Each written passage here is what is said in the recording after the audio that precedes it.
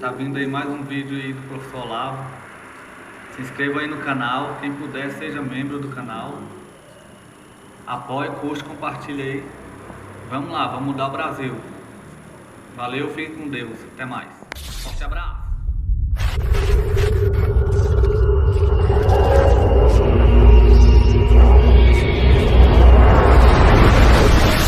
Das diferentes línguas na expressão. Você disse eu te amo em alemão, em francês, em português, que diferença faz para o ouvinte?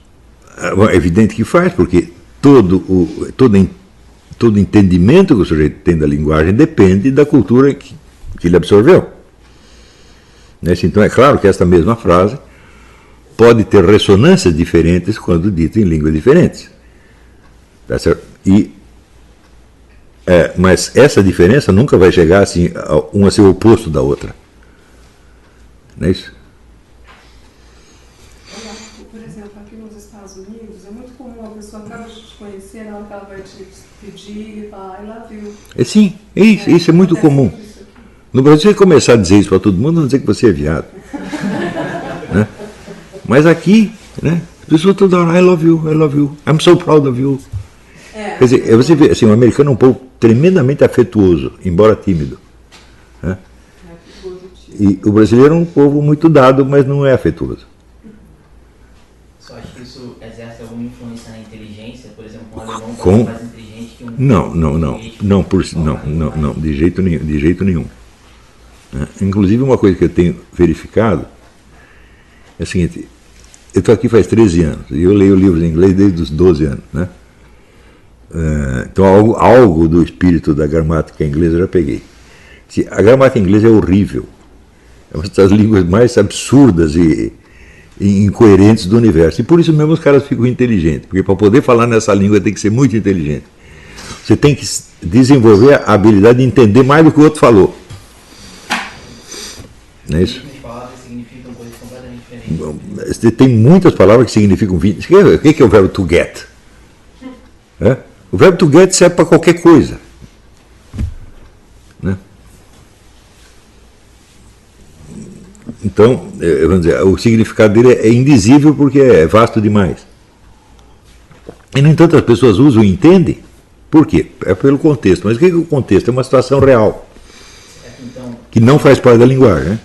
Será que então ele não exerce uma influência na inteligência, porém ao contrário, quanto talvez mais genérico, mais forte a pessoa... Mas eu não posso estabelecer isso como regra.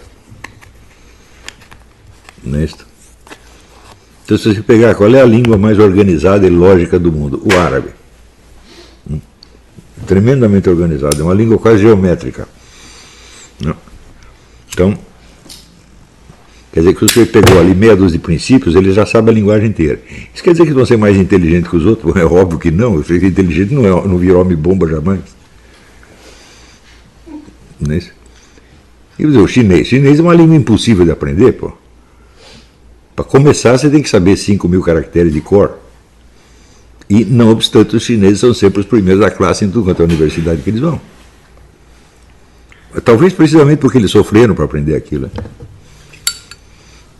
Professor, eu tenho uma curiosidade. Por que você chama a emergência da razão trauma da emergência da razão? Porque isso, vamos dizer, esse é um trauma. Esse é o primeiro trauma que nós sofremos. Ou seja, nós estamos numa situação que nós não compreendemos, sobre a qual não temos nenhum controle. E quando você percebe isso, você fica aterrorizado. Então, foi o que a mãe perguntou: por que o bebê está chorando? Ele está simplesmente com medo.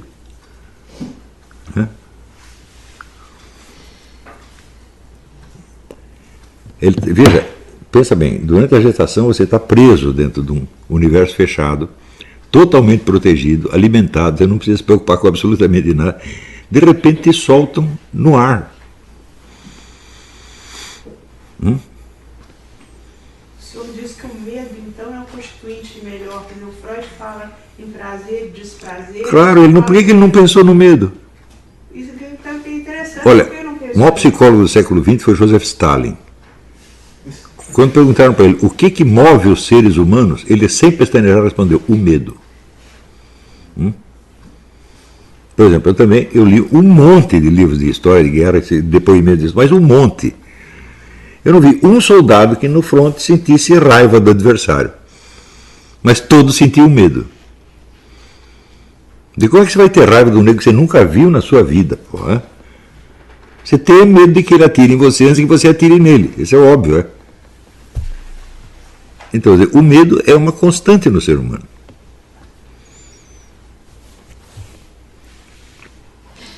E justamente para escapar desse medo é que você precisa desenvolver a razão, para você ter algum controle da situação, controle mínimo. Não?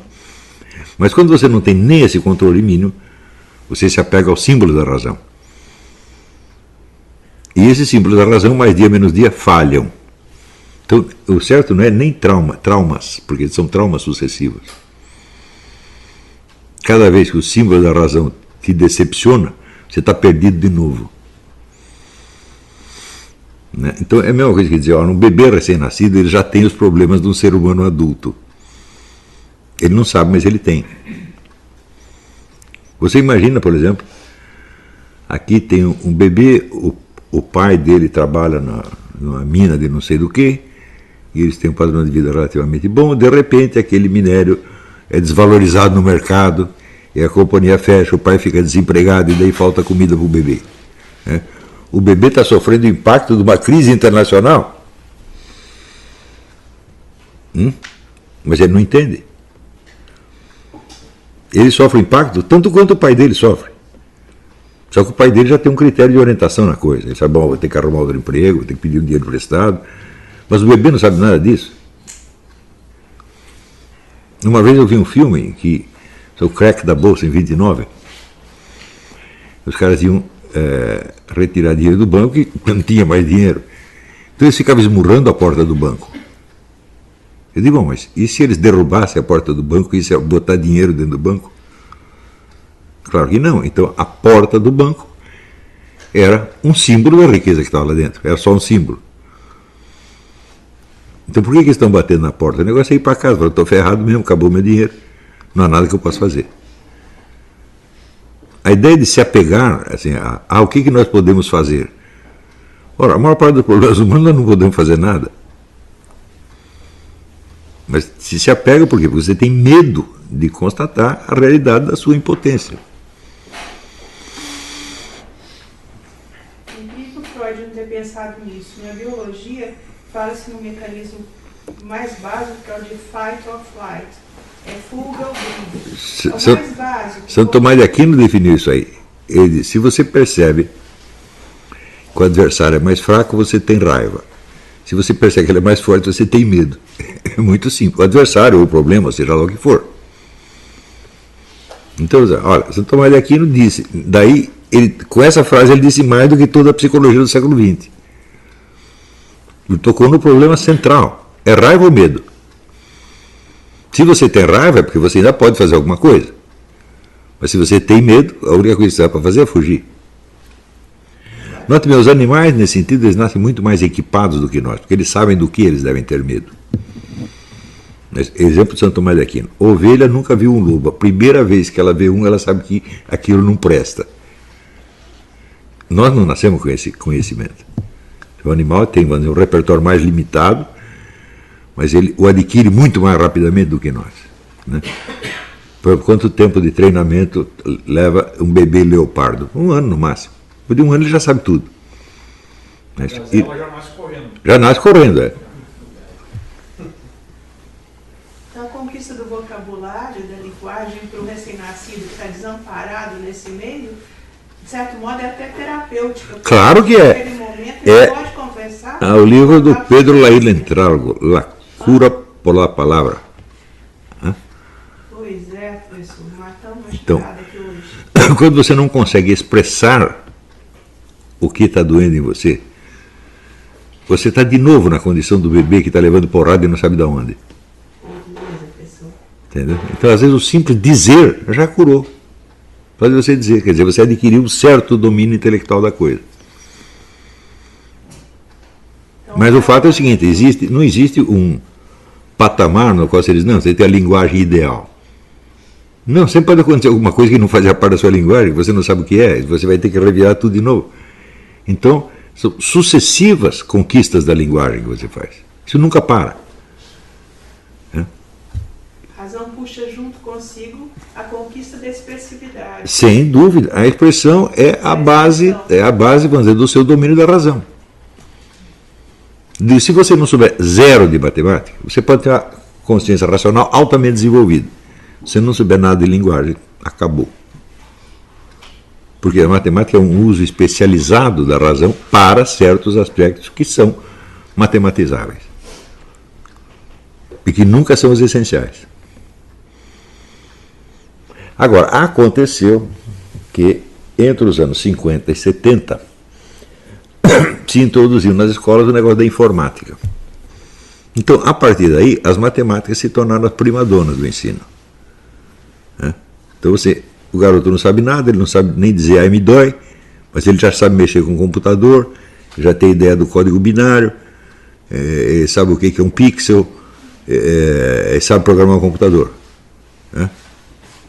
Então, isso aí faz um imbecil imediatamente. Por quê? Porque a linguagem não pode ser substituída por esse referencial. Não sabe amarrar o sapato. E esse é um dano muito grande, professor, porque me preocupa muito, porque um computador eu só ensino a criança a mexer com ele na idade que eu quiser, mas o controle fino do indicador e do polegar, o senhor não consegue. Isso é que nos...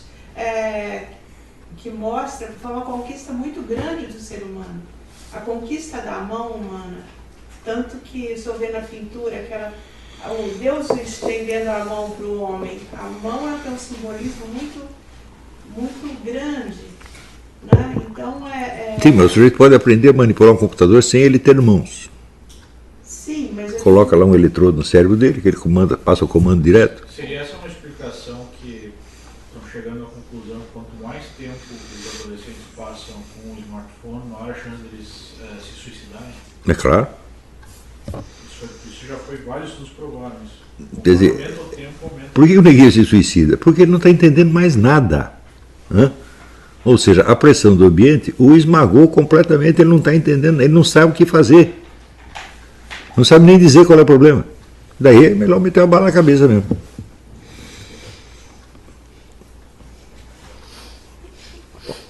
Agora, de fato o domínio da linguagem é o primeiro fator libertador do ser humano. Mas se você substitui a linguagem por matemáticas, você matou o cara.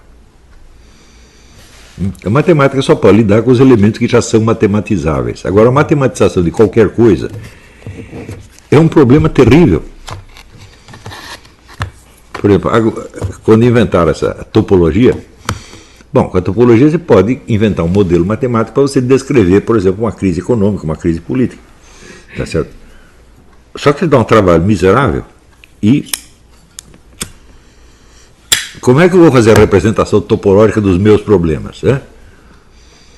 Então, eu perdi emprego, minha mulher me largou, meu cachorro morreu, meu carro está quebrado, meu vizinho me roubou, tudo isso ao mesmo tempo, e ninguém gosta de mim. Agora represente topologicamente isso. Isso quer dizer que com todos os requintes da topologia você consegue descrever mal e mal algumas coisinhas. Os economistas chamam de econometria. Então, veja, a representação topológica, ela não descreve uma realidade. Ela só descreve certos aspectos da realidade que são manipuláveis, nos quais você pode mexer. Então, toda a representação matemática se destina a um uso técnico, não à expressão dos problemas. Está entendendo? Então, por exemplo, o Kurt Lewin foi o primeiro sujeito que conseguiu descrever geometricamente certas situações humanas. Ele inventou um processo lá, fazia uns desenhinhos, umas bolinhas e tal. Com isso ele tornava aquela situação manipulável. Isso quer dizer que esse negócio geométrico dele expressava a verdadeira natureza da situação? Não, expressava só os aspectos manipuláveis. Tá entendendo? Então, a apoteose da matemática é a apoteose da técnica. Mas a técnica sempre tem determinados objetivos muito limitados e muito precisos. Tá certo? Você não vai poder se orientar na vida real, num universo imensamente complexo, matematicamente. Isso não é possível. Isso aí requer o uso da linguagem. Não que a linguagem vá abarcar tudo. A linguagem não tem que abarcar a realidade. Ela só tem que dar um sinalzinho para que o outro consiga imaginar, representar imaginariamente a sua situação. E ela realiza isso perfeitamente, dependendo do quê? Do nível de domínio da linguagem que os dois tenham. Então a insuficiência, o cara fala impotência da linguagem humana, impotência da sua linguagem, vai ler Shakespeare para você ver se a linguagem é impotente. A linguagem, Shakespeare diz coisa e vai continuar dizendo coisa que nem Shakespeare sabia. E vai continuar por milênios. Shakespeare, Dante, Não, Dante é o nosso patrono aqui, ó, lá em cima.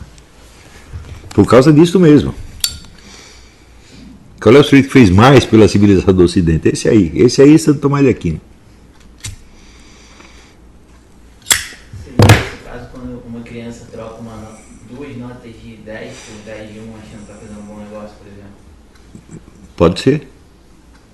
Ela está pensando só no número, né? Não no que aquilo significa. Pode ser. É aquele caso do Piaget, que eu citei no livro Jardim das Aflições. Ele quer provar que as crianças não têm sentido de identidade. Então ele pega 5 pedrinhas, e põe aqui, 5 pedrinhas na linha. Quantas pedrinhas tem aqui? 1, 2, 3, 4, 5. Daí ele separa as pedrinhas mais. E pergunta para a criança, quantas pedrinhas tem aqui? 6.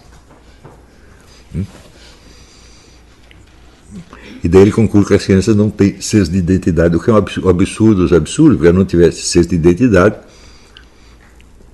ela não poderia se equivocar na comparação entre quantidade discreta separada e quantidade contínua. Para ela fazer isso, ela precisa ter o senso da quantidade contínua e da quantidade discreta.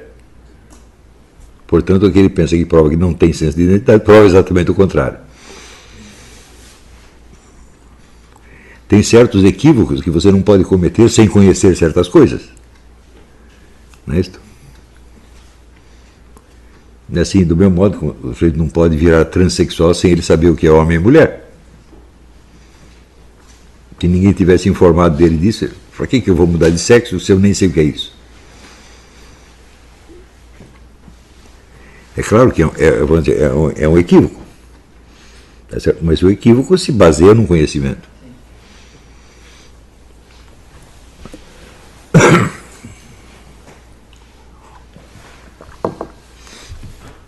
Estão entendendo? Parece que a gente desviou o senhor do assunto da aula, né? Por quê? O senhor ia falar só um pouquinho sobre o trauma da emergência da razão. Não, esse é o assunto dessa aula, que eu esqueci de botar no programa, pô. Mas sem isso não dá para fazer nada, é evidente. Foi um lapso meu, o que eu posso fazer? Era tão óbvio que você esquecia. Hã? Era tão óbvio que você... Era tão óbvio que eu esquecia. Mas isso aqui é o miolo de todo o problema. E de muitas mais coisas ainda para adiante para serem resolvidas. Né? Sim, sim, sim. Quer dizer, quando você se apega a um símbolo da razão, ele mais dia menos dia vai falhar. E isso não quer dizer que você vai conseguir substituir aquele símbolo por um domínio racional efetivo. Às vezes já não consegue. Existem milhões de problemas que nós não sabemos resolver. Então são áreas onde a nossa razão não alcançou ainda. Talvez possa alcançar amanhã ou depois. Mas isso não quer dizer que seja uma coisa progressiva na história, porque o problema é o mesmo para cada ser humano novo que nasce. Tudo aquilo que foi conquistado antes e que está na cultura vai ter que ser conquistado de novo um por um, né? Por isso que eu digo, não há progresso do conhecimento, há aumento do número de registros. Porque cada sujeito que começa a aprender, ele vai ter que aprender tudo aquilo de novo. E não vai conseguir. Então, o progresso do conhecimento é outra frase assim, absolutamente boba, que não quer dizer nada. Se houvesse progresso do conhecimento, o sujeito nasceria mais inteligente do que a geração anterior. Mas o fato é o seguinte, se você olha essa biblioteca, que é um monte de registros de conhecimento. Então, para eu absorver isso aí, eu tenho o mesmo problema que eu tenho para entender qualquer coisa que aconteça. Eu vejo o sujeito batendo na mulher lá. Por que ele fez isso? Eu não tenho a menor ideia. Eu tenho que investigar para saber. Né? E o que está escrito nesse livro aí? Posso adivinhar? Não posso. Eu vou ter que ler o raio do livro e fazer um esforço para entender. Então, o conjunto do registro de conhecimento, ele é um fenômeno da ordem física. Esses registros são fisicamente existentes. Mesmo que seja assim, só o registro eletrônico. Bom, o eletrônico é físico, é? Então, eles são como uma segunda camada de enigmas que você coloca em cima da camada natural. Mais ainda, como o número de registros cresce ilimitadamente, então você precisa aí uma ciência de como você se orientar no registro. Só que essa ciência também tem que ser aprendida. Está entendendo? Quer dizer, a organização do conhecimento mundial. Fala, bom, isso aí é uma área científica dificílima de você absorver. E a cultura, professor, ela se confunde com a linguagem? Não. O que é a cultura, o senhor disse? É conjunto de registros de conhecimento. Porque são registros de experiências. Sim, Bom, se você vai ler aqui, eu vou ler o poema de Rimbaud. Bom, ele teve uma série de experiências interiores, umas de ordem cognitiva, outras de outra ordem, e ele registrou ali. Para pessoas que são sensíveis o suficiente para pegar. Né? Mas o livro em que ele manda imprimir isso aí é apenas um objeto material. Né? Então você vai ter que descascar as várias camadas. Né? São as famosas camadas da obra literária que fala Roman Gardner. Né? Fenomenologia da obra literária. Então ele vai dizendo que a obra literária se compõe de várias camadas. A primeira camada é a camada física. O livro é um objeto existente, material existente. Né? A segunda camada você tem ali uma série de sinais gráficos que remetem idealmente a sons e significados. Mas uma pergunta, às vezes em relação a estes registros do conhecimento, não pode acontecer de eventualmente ter ali um livro, alguns livros que são resumos do conhecimento, como o senhor, por exemplo, que é um registro de conhecimento para nós sobre várias coisas, e nós já podemos, nós que ouvimos, ou que lemos um livro resumido de um determinado assunto, já possamos iniciar a partir de um ponto mais avançado? Bom, uma das principais finalidades da filosofia é organizar isto. Não é isto? Mas isso também é uma atividade que tem que ser renovada permanentemente, porque enquanto nós estamos conversando aqui, os caras podem ter feito 500 descobertas científicas que nós não sabemos. Então amanhã o problema já é outro. Em segundo lugar, a aquisição desse conhecimento dos princípios da organização é ele mesmo uma dificuldade cognitiva. Está entendendo? Eu acho que se alguma universidade do mundo levasse a sério a questão da educação, que elas realmente não levam, elas estão apenas moldando comportamento ou preparando profissionais para trabalhar nisso ou naquilo, estão um pouco se lixando para o desenvolvimento da consciência, da inteligência do aluno. Uma das primeiras coisas que elas teriam que ensinar são os princípios da organização do conhecimento. Mas de repente eu digo, aqui eu vou estudar a física quântica. Eu digo, e aonde está a física quântica? Qual é a relação dela com o resto? Onde ela está? A pessoa não sabe isso. Então, aquilo vira um fetiche, vira um símbolo da razão. E os neguinhos se apegam a isso, vamos dizer, com um terror de que aquilo fale, que é uma coisa impressionante. Chegam a acreditar nas maiores absurdidades. Uma vez eu tive uma discussão com um sujeito físico profissional, professor de física, onde eu disse, olha, o edifício inteiro da física de Newton se baseia em duas concepções metafísicas, inacessíveis ao método experimental, que é o conceito de tempo absoluto e espaço absoluto. O que é o tempo absoluto? É o tempo considerado independentemente da sucessão de quaisquer fatos.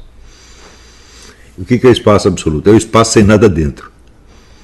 Bom, você pode obter isso experimentalmente? O cara jurava que eram conceitos experimentais. E ele está me ensinando física na universidade. Quer dizer, ele está me ensinando um treco que ele não tem a menor ideia do que é. Embora ele saiba operar internamente. Está entendendo? Quer dizer, isso aí vira a incultura letrada. Porque ele pega a fórmula pronta e aplica. Claro, que é coisa que, como diz a Roxane, se ensinar o macaco faz. Por quê? as universidades, hoje, elas estão totalmente voltadas para a formação profissional. Criar profissionais que possam desempenhar determinadas tarefas. Não está formando intelectuais. Praticamente nenhuma faz isso. Eu não conheço nenhuma que faça isso. Mas ainda, o império das matemáticas veio junto com o império da profissionalização. Quer dizer, todas as atividades humanas viram atividades profissionais regulamentadas, tá certo? Com uma hierarquia dos graus que você pode galgar. Hoje em dia até literatura é isso.